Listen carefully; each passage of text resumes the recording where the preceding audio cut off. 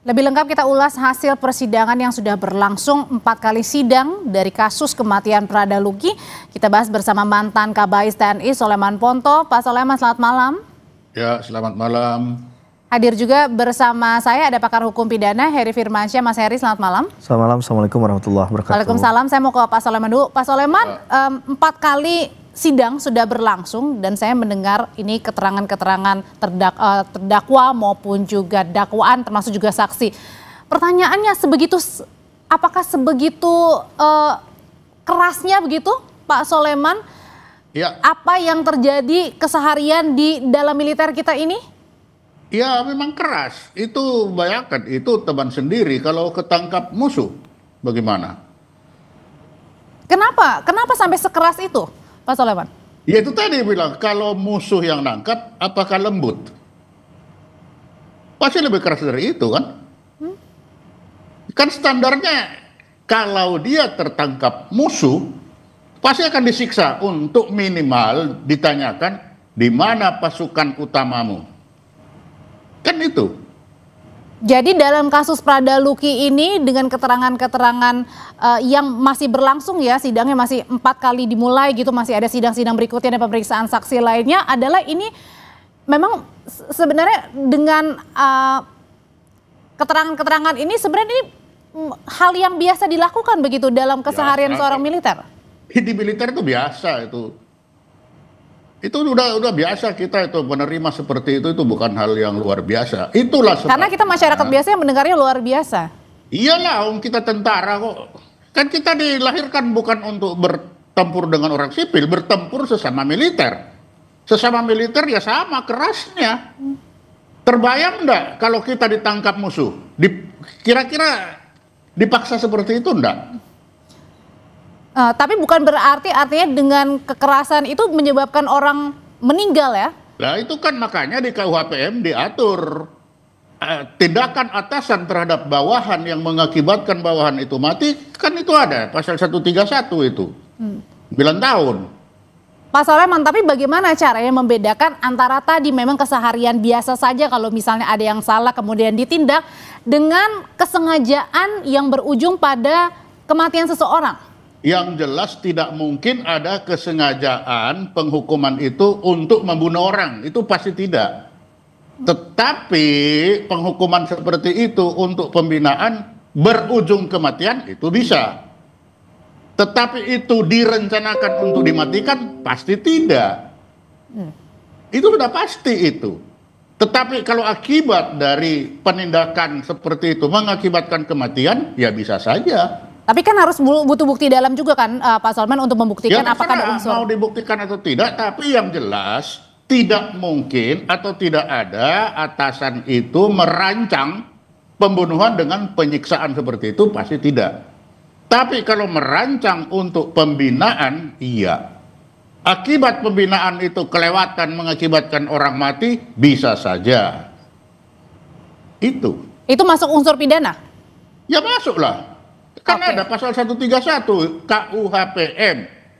Kalau pasalnya KUH Pidana Umum itu 7 tahun cuma 351. Tapi kalau KUHPM 131 itu perbuatan atasan terhadap bawahan yang mengakibatkan bawahan itu meninggal. Itu ada.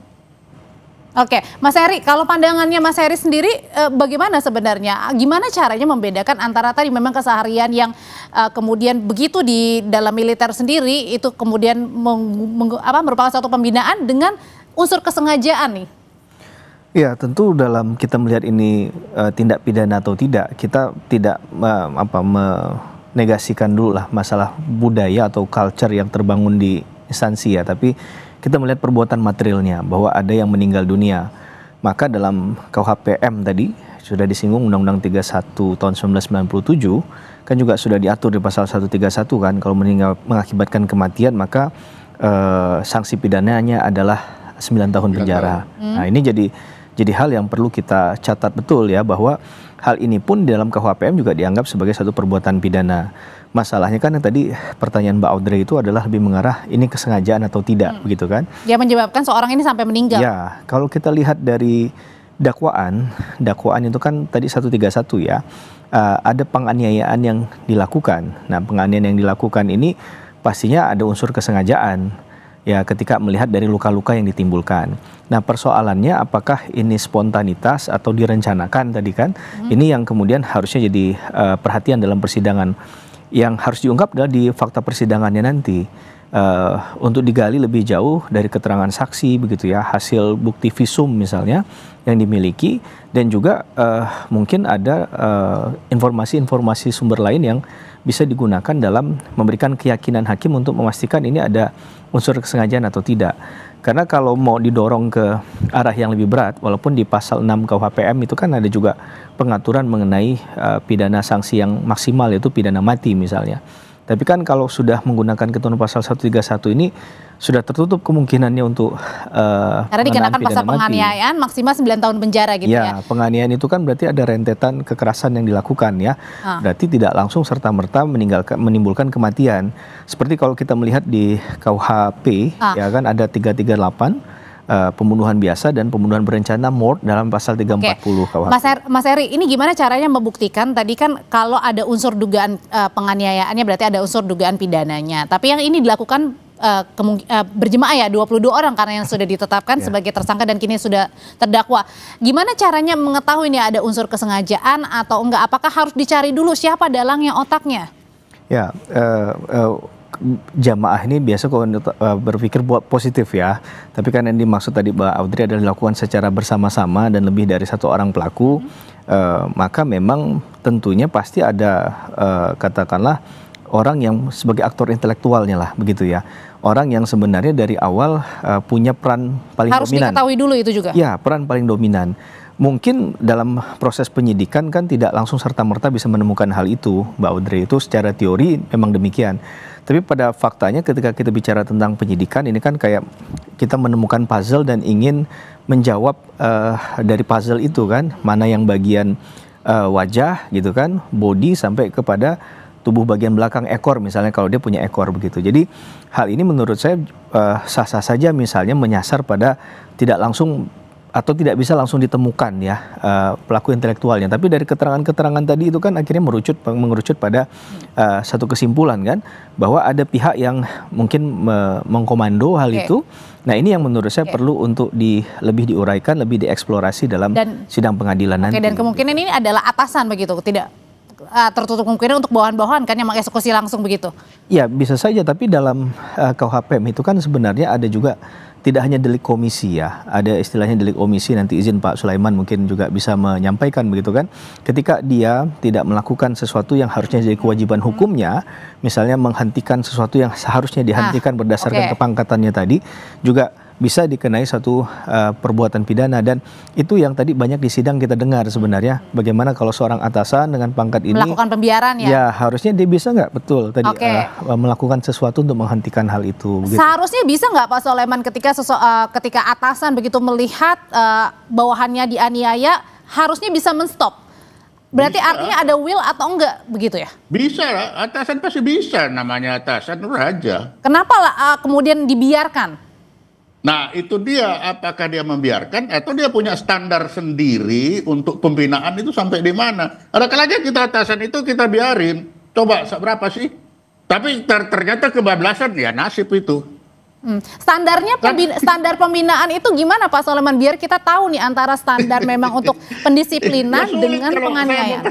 Ya kayak itu tadi sebenarnya kalau kita itu sudah tidak aneh mendengar itu, hanya kenapa, apakah kebablasan ataukah memang standar si fisik anaknya ini kurang, kan kita belum tahu.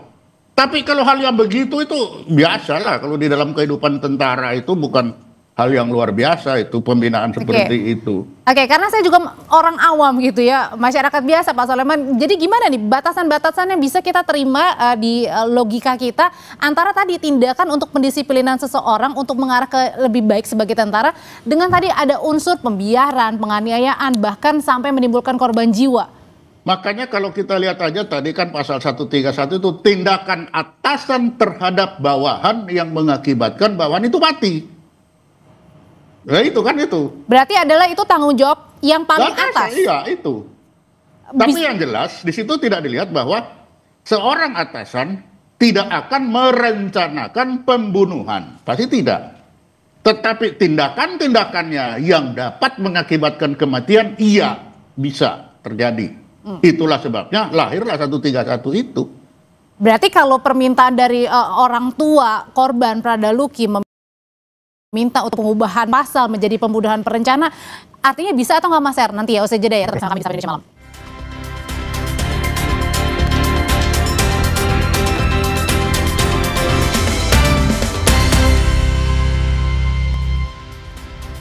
Melanjutkan pertanyaan saya sebelumnya Mas Heri, berarti kalau dari permintaan orang tua adalah mengubah untuk pasal pembunuhan berencana, ini artinya tidak dapat terrealisasi, berhenti pada penganiayaan bersama-sama ini? Ya, begini, bahwa melihat hukum acara yang berlaku dalam pidana militer kan juga sedikit tidaknya pasti juga mengacu pada ketentuan KUHP ya, Undang-Undang 8 1981. Di ketentuan pasal 144 kalau nggak salah, atau 141 gitu, berkaitan dengan perubahan dakwaan itu dibolehkan hanya satu kali sebelum sidang, dan itu pun tidak mengubah perbuatan pidananya. Jadi kalau jenis perbuatan pidana kan berkaitan dengan ancaman sanksi pidana, Mbak Audrey. Maka ini yang kemungkinan besar tidak akan terjadi begitu ya, karena sudah, apalagi sudah menyentuh pada pembuktian, begitu kan, sudah ada keterangan saksi yang digulirkan, sudah terlambat untuk melakukan hal itu. Dan mungkin auditor militer yang sebagai hal ini adalah jaksa penuntut umum dalam konteks pidana umum, peradilan umum, itu juga melihatnya bahwa ketentuan pasal 131 ini unsurnya yang lebih dekat untuk terpenuhi, gitu ya. Tadi sudah dikatakan ada tindakan dari atasan ke bawahan dengan kekerasan tadi kan, yang menimbulkan kematian, maka ancamannya 9 tahun. Tapi yang menarik di situ ada kata yang dalam dinas. Nah sebenarnya ini yang juga kalau saya tidak salah mencermati ya, dalam persidangan yang berlangsung itu tempus dan lokus itu selalu dikejar oleh auditor militernya terhadap saksi-saksi yang dihadirkan. Anda mendengar, melihat suara kekerasan itu apa di mana, itu? Dan jamnya mungkin dipastikan itu karena tadi kalau 131 itu kan memang ini dalam konteks dinas kan. Oh, oke. Nah, maka itu pun juga maka tadi dibilang Pak Soleman bilang karena itu adalah bentuk untuk pendisiplinan. Iya, karena itu mungkin akan membuktikan hal tersebut. Tapi setidak-tidaknya kalau tidak terbukti pun, maka itu yang akan jadi guidance hakim kan, untuk menilai bahwa ini sebenarnya konteksnya di luar katakanlah tadi upaya untuk memberikan pembelajaran dan lain sebagainya, berarti tidak muncul di sana kan. Maka menurut saya kata itu sebagai unsur yang membentuk pasal 31 KUHPM itu juga perlu diperhatikan. Sehingga kalau kita perhatikan tadi narasi dari pertanyaan dari auditor militer banyak mengarah ke sana, kepada keterangan saksi begitu. Dan juga hakim yang menilai tadi dalam pengadilan militer saat ini juga sepaham dengan apa yang dilakukan oleh auditor militer sebagai jaksa penuntut umum dalam kasus ini. Pak Soleman, kalau gitu gimana caranya memberikan keadilan dari orang tua Pradaluki ini? Kan pasti menitipkan anaknya untuk berada di militer, untuk pasti harapan-harapan yang baik ya, tetapi kemudian tidak menyangka bahwa anaknya juga meninggal, tewas nih di tangan-tangan seniornya. Begini, kita dulu, saya mendaftar tentara dulu, itu anak yang sulung itu dilarang masuk tentara dulu. Karena apa? Karena sudah tahu masuk tentara itu tekan mati. Lah sekarang aja kita menganggap masuk tentara itu enak-enak. Tapi kan kalau mati di dalam pada saat dinas kan juga tanda tanya Pak Soleman, bukannya karena... Tidak selalu, mati di dalam latihan, mati dalam hal seperti ini tuh juga bisa terjadi. Tentara itu keras, maka jangan dianggap masuk tentara itu enak. Jadi jangan terlalu wah masuk tentara aja. Makanya aturan dulu anak yang sulung tidak boleh masuk. Anak tunggal tidak boleh masuk. Sekarang dibuka bebas. Anak tunggal boleh, anak sulung boleh. Kenapa? Kalau terjadi apa-apa ya begini, ini tuntutan orang tua. Tapi kalau misalnya pada saat Pradaluki atau almarhum ya, atau katakanlah prajurit-prajurit lainnya sudah meminta ampun begitu, kenapa masih dibiarkan hingga akhirnya merenggut nyawa? Itu pada seniornya itu minta ampun dianggap cengeng malah. Lebih baik diem. Pengalaman saya ya, lebih baik saya diem. Semakin saya ampun senior, tambah diajar. Kamu gitu aja cengeng. Nah itu. Baru kita, belum kalau musuh. Kamu kasih tahu tentu tempat kita. Nah itu kan gitu. Jadi standarnya jangan melihat standar Orang sipil standar, lihatlah kalau dia tertangkap musuh, seperti apa musuh memperlakukan dia itu untuk mendapatkan keterangan. Misalkan di mana teman-temanmu posisinya? Lah kalau baru sebentar dipukul langsung dia Oke, baik. menyawa, kan kacau itu, hancur semua teman. Tapi kalau menurut kalau menurut pandangan Mas Heri sendiri, apakah harus ada mungkin ya tidak terlalu keras-keras banget atau gimana nih? Enggak, supaya karena kan ini kan bukan tewas karena di medan perang, tapi ini karena pada saat dinas sendiri. Ya, kalau kita mengacu pada mungkin nanti akan harus by data ya, datanya misalnya ini bukan hanya sekali terjadi, maka harus ada evaluasi. Nah, ada nggak evaluasi itu agar kemudian tidak terulang kembali korban yang jatuh? Atau tadi saya sepakat dalam proses pemilihan katakanlah calon anggota TNI itu diperhatikan betul masalah fisik tadi kan, dan juga ada nggak surat ya katakanlah ya maksudnya surat dalam hal ini kesepakatan dari pihak orang tua dan lain sebagainya terhadap apa yang terjadi selama proses berlangsungnya kedinasan tadi begitu, ataupun selama dia bertugas. Nah ini kan sebagai orang sipil tentu saya menganggap hal ini sama seperti Pak Audrey, sesuatu yang luar biasa karena kita tidak terbiasa dengan hal semacam itu begitu, tapi ketika ditarik ke ranah militer ini kan pandangannya berbeda. Nah ketika militer juga yang menyidangkan, pelakunya militer, korbannya militer, terjadi di tempat militer. Nah ini kan seharusnya ada sense yang tidak hanya nanti bicara dalam konteks militernya saja kan, tapi juga sisi kemanusiaannya dan juga batasan tadi agar jelas sebenarnya batasan itu seperti apa untuk melakukan pembelajaran. Kalau ada kesalahan kan mungkin sampai maksimalnya ya ada kesalahan berat, ada kesalahan sedang, ada kesalahan ringan kan. Ini masuk kategori yang mana? Maka kita harus tahu pelanggaran apa yang dilakukan dan aturannya secara teknis, secara tertulis itu apakah memang sudah diatur terkait hal itu. Sudah diatur belum enggak sih Pak Soleman? Ya. Itu tadi saya bilang kan sudah ada, makanya di tentara itu undang-undang disiplin maupun pidana itu undang-undang. Kalau pelanggaran misalnya kategori berat, sedang, ringan sampai ke berapa kali, berapa hari misalnya? Ya itu sangat tergantung komandannya, tergantung saya, Ankum. Kalau menurut saya, kamu gitu aja udah nangis, tampilin lagi. Berarti kalau dalam kasus ini ada 22 orang yang atau 22 anggota TNI aktif yang sudah ditetapkan sebagai tersangka dan sekarang terdakwa, yang paling bertanggung jawab ini adalah senior atau yang paling atas?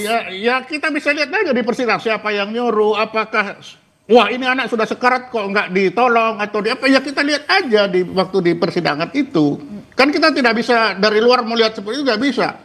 Tapi kalau ada seperti itu, kalau tanya ke saya, bagi saya ya biasa, memang kita pernah merasakan seperti itu. Belum disetrum lagi, belum di apa. Oke, tapi Pak Soleman ini kemudian terungkap nggak dalam sidang? Karena kan ini ada anak buahnya juga, artinya pangkatnya yang lebih di bawah daripada seniornya. Apakah berani? Tadi kan sudah dibilang, perbuatan atasan terhadap bawahan dalam masa dinas. Nah masa dinas di tentara akan bilang dinas 24 jam dinas itu. Itu kalau mau diambil, betul itu tadi ada. Dalam masa dinas. Dan dinas apa? 24 jam dia dinas. Nah, jadi sangat, di tentara itu ya begitu itu. Makanya jangan enak-enak kalau masuk tentara harapannya ketinggian. Jangan. Segala macam situasi bisa terjadi. Seperti ini. Kita aja yang merubah aturan. Coba lihat. Meskipun juga tidak dibenarkan ya Pak ketika ada korban jiwa juga nih. Ya memang tidak dibenarkan, makanya aturan itu ada. Aturan itu kan ada karena ada kecelakaan itu. Tapi coba baca 131. Perbuatan atasan terhadap bawahan dalam dinas mengakibatkan orang itu mati. Coba lihat itu. Artinya ada perbuatan atasan yang dapat membuat orang itu mati. Tapi yang jelas seorang atasan tidak akan merencanakan membuat anak buahnya mati. Tidak mungkin ada. Tapi kalau dia keras terhadap anak buah yang tiba-tiba mati, ya itu sangat mungkin. Itu bisa dibuktikan nggak Mas Her? Nanti dalam persidangan ini yang sedang berjalan antara tadi unsur kesengajaan, pembiaran, perencanaan dengan yang tadi tidak akan membiarkan seseorang itu sampai meninggal. Iya, sangat mungkin melihatnya kan rangkaian perbuatan yang dilakukan ya. Berapa lama penyiksaan itu dilakukan misalnya demikian. Apakah cuma 1 jam atau melebihi 1 jam. dan seterusnya gitu. Kemudian apakah cuma satu orang, kemudian ada berduyun-duyun lagi kelompok lain yang juga melakukan aksi kekerasan lanjutan, dan ini juga menurut saya jadi satu rangkaian perbuatan yang akan jadi penilaian hakim nantinya, dan auditor militer sebagai posisi untuk melindungi dan melakukan perjuangan terhadap keadilan bagi korban pasti akan berusaha untuk mengungkap fakta-fakta tadi ya, dengan dasar itu sebagai pedoman nantinya bagi hakim dalam memutus, Mbak Audrey gitu. Gimana kalau gitu juga pertanyaannya gimana kalau tadi karena masih dalam berdinas itu merupakan sesuatu hal yang biasa, gimana caranya juga membuat orang tua korban ini merasa ya lega dengan keputusan maksimal nanti pada saat vonis? Iya, sekarang bola yang menggelinding ini mengarah kepada hakim ya, karena hakimlah yang nanti akan memutus melalui ira-ira putusannya, pertimbangan hukum hakim untuk menilai keadilan apa yang pantas bagi korban. Harapan korban pasti sama yang diwakili oleh keluarga, yaitu dihukum seberat-beratnya. Bahkan mungkin tidak hanya pidana pokoknya saja, karena kan ada pidana tambahan tuh dalam pasal 6 KUHPM. Termasuk sanksi paling beratnya menurut saya adalah pemecatan secara tidak dengan hormat. Artinya kalau dipidana maksimal 9 tahun itu tidak memuaskan, bisa saja pecat dari kedinasan ya? Jadi plus oh, plus ya, okay. Ditambah dengan hal itu. Belum lagi karena sekarang ada restitusi misalnya yang diupayakan lewat LPSK. Nah, saya tidak tahu apakah hal itu akan diupayakan dari awal atau tidak. Tapi setidaknya peluang tadi untuk pertanyaan Mbak Audrey untuk memenuhi rasa keadilan bagi keluarga korban gitu, yang ditinggalkan. Oke, kalau gitu singkat saja Pak Soleman, perlu ada evaluasi nggak untuk terkait dengan tadi ya pada saat untuk pendisiplinan, kemudian mungkin agak sedikit dilonggarkan atau mungkin ada rule-nya yang mana sedang berat kategori pelanggaran? Yang mau masuk itu ya hitung diri baik-baik lah. Ya itulah tentara ya begitu. Tentara satu orang dipukul 22 orang biasa kok itu. Bukan hal orang biasa. Kalau banyak itu lawan satu, bukan hal yang luar biasa, itu biasa. Makanya kalau yang mau masuk betul-betul siapkan fisik, siapkan mental, termasuk orang tua, siapkan semua mental. Masuk tentara bukan untuk masuk enak-enakan, tapi ya seperti begitu. Meskipun tidak kita benarkan juga ya sampai menyebabkan korban jiwa. Bagi saya dibenarkan karena kita berhadapan dengan musuh. Jangan sampai kita menurunkan standar hanya gara-gara 1-2 orang. Gak bisa begitu. Baik, sudah kita tangkap pesannya. Terima kasih Pak Soleman, Mas Heri, terima kasih. Selamat malam. Sama-sama.